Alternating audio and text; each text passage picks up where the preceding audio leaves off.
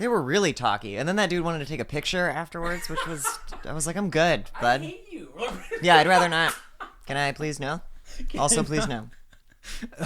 But I made a fan somehow. Oh, Jesus Christ. All right, you ready? ready? Ready? Oh, no. Here we go. I just started titling these two. I'm sorry. And they spilled already.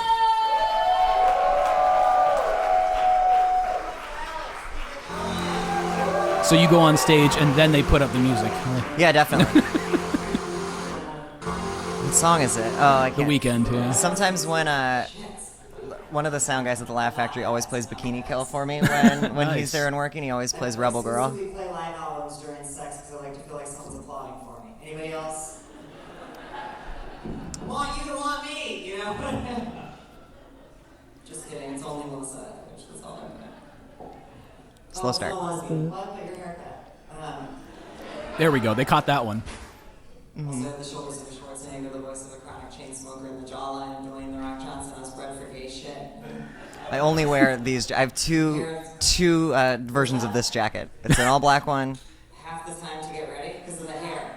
See, already. You got a heckler. Already. God, people love to talk to me. During your set. Does this happen often?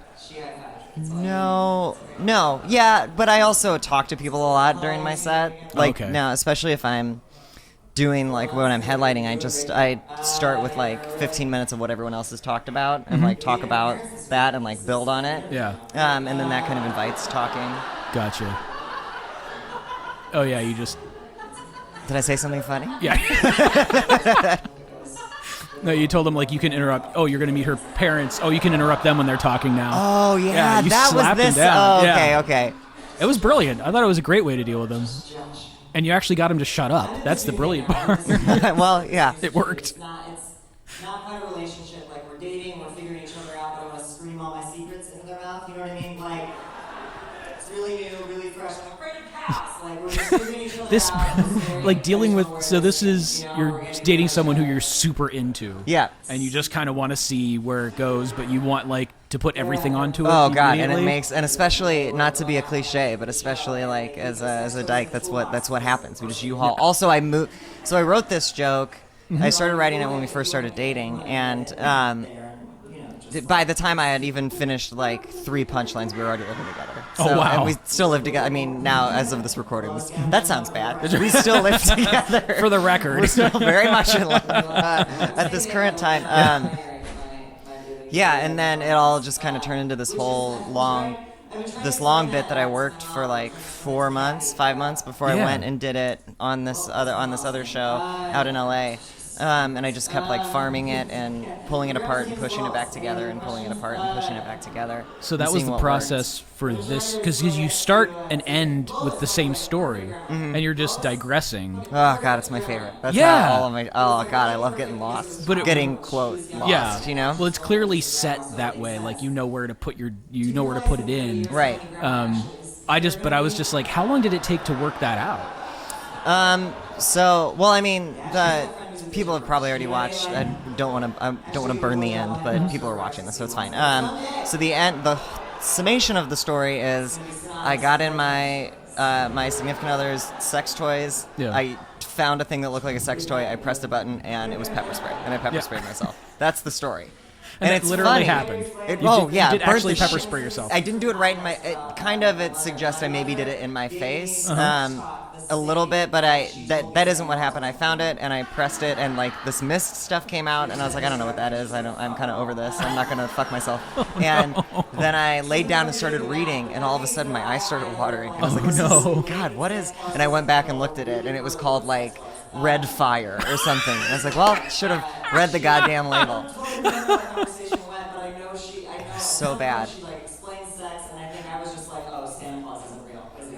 Like, just like once you learn that people put themselves inside of each other, you don't think a man works for milk. It's a good way to talk about sex. People put themselves inside of each I other. am in love with that line, but because of the way I built it, that doesn't get like bury that laugh because I get to the bearded dude doesn't work for milk and cookies alone. Yeah. Like that's the big punch. But I love to put themselves inside of you. That's what we do. Yeah, we exactly. just put ourselves in. Just like I'm trying to figure out a thing right now about how when we go out and like hang out with people like at a bar or when we're out somewhere, we're just drinking poison. We're just sitting around drinking poison. That's all we're doing. Damn. Oh, is she, they, like slow motion running towards acceptance. Is all that's happening. Big act out. Yeah. Look at that act out. God damn it. Slow motion running towards acceptance. Another good line. I actually made a note of like 12 lines in this that I'm like, that is really fucking good. Well, I'm a poet. I don't know if you know. I'm an absolute poet. I have 3 poems that I've performed. Performed them in stand-up form. Actually, yeah. So there have been a couple of shows where, like, if I'm headlining, especially if it's like a super queer room, I did this show in Pittsburgh, and I was doing like I was doing an hour, and there weren't enough people. That, again, I'm a huge draw. Not again, but just to let you know, I'm a huge draw. There were 10 people there, and It's pretty big for Chicago, too. Right, exactly. So I did it without a mic, which is my favorite way to perform, is without a mic, like in the middle of people. I just like went out and stood in the middle of the chairs where everybody was. Wow. And that was such like an unconventional thing. I had gone through this other relationship that was really emotionally devastating, and I wrote a poem about it a while ago. And then I like kind of was talking through some relationship stuff, and then I got to this part and I was like, do you want to hear a poem? And they were like, yeah, hell yeah. And I did it, and I heard someone there were people against the bar, and then there were people in the audience, and then someone at the bar, when I finished the poem, was like, marry me. I was like, yes. It was the whole point. Was That just was to do the that point to of get the laid. poem. Yeah. My mom was there, but I thought, maybe I'll get laid. I mean, we do, but that's not. That's not going to stop me. That's just a speed bump. Right. Mother speed bump. More gender inclusive. It's ironic how much of a hick I'm turning into. Oh, man. Like, I'm just fucking focusing and yawling to the cows come home. That's all that's happening right now. Yeah, I got rid of that one. Cowboy and cowgirl. Well, so here's this joke. Professions, but cow person sounds like something that escaped from a lab. Yeah. That's a great one. Thank you. I'm terribly talented. But like those 2 jokes were basically the same thing, and was this is an early-ish iteration of the whole bit, and it was like that's something that I figured out was this is either it's detracting from the. Was this guy talking again, or? I think so. Yeah, because I couldn't feel when I was watching this and editing it. Like you go like, oh, this is turning into a fucking TED Talk. Oh yeah. Yeah, and I'm like, did he say something again? Yeah, Or- okay. I think so. Oh, confused. He said that they're just confused, Ah, okay. or they can't make up their mind. I think is what he said. I'm guessing he's a straight white guy in the audience. I got it. I understand it.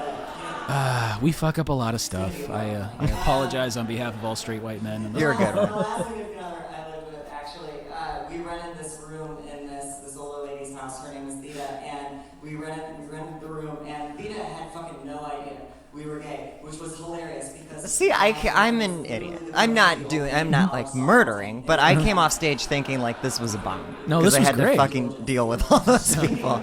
Well, you kicked them all back. Like, you got laughs out of them. You mined them for laughs, and you stayed on story, which is tough. Yeah. Well, and you got 3 interruptions. Or actually 4 interruptions in here. I only counted 3, but that guy coming back where you're like, this is a TED Talk. Yeah. That's number 4. You're like, great, I'll see her. Theta, what the fuck are you? I'm missing half my hair. She only wears pleats. Come on. This is not be an easy fucking. Yeah, can old people get it? Can they? Yeah, and Vita, do I do this? I don't think it was a good person. This is one that I tried to break for a long time, and I could never crack this. One time, this town was a real piece of shit before the queers came in here and fixed it up. I mean, still I make so many faces. The camera was shaking a little bit because I was laughing. Yes. So this column was a button on top, and I pressed That's my favorite. That's my favorite laugh of the whole thing. Anytime I'm doing this bit, and I get the laugh when I go back. Num num num num. That one's funny. I don't know. I can never crack that Theta being a good person or not. I tried to do like she she was a good person, but she was doing it wrong. Because she also said one of the other quotes that I'm not comfortable doing on stage, but I'm comfortable. Like, well, we're just, I'm a good person. And this isn't me who said it. She said she said the queers thing. This town was a real piece of shit for the queers. Fix it up. And the other thing was my best friend growing up was colored. And it's like you're missing. You're doing some of it right, but you're doing it all wrong. Yeah, you're using outdated language to try to get across this point. Right. Like that's probably, exactly. And then shit. This is great. Yeah. This is so much fun. Also, I hated it, but it was so much fun. I hated the whole thing. I hated it all. Ooh, did you watch that Michael Bay thing? Yeah. Do you like Patrick Williams? I love Patrick Willems. He's. I think it was one of those. I'm not fond of the YouTube algorithm, but sometimes it comes across a gem.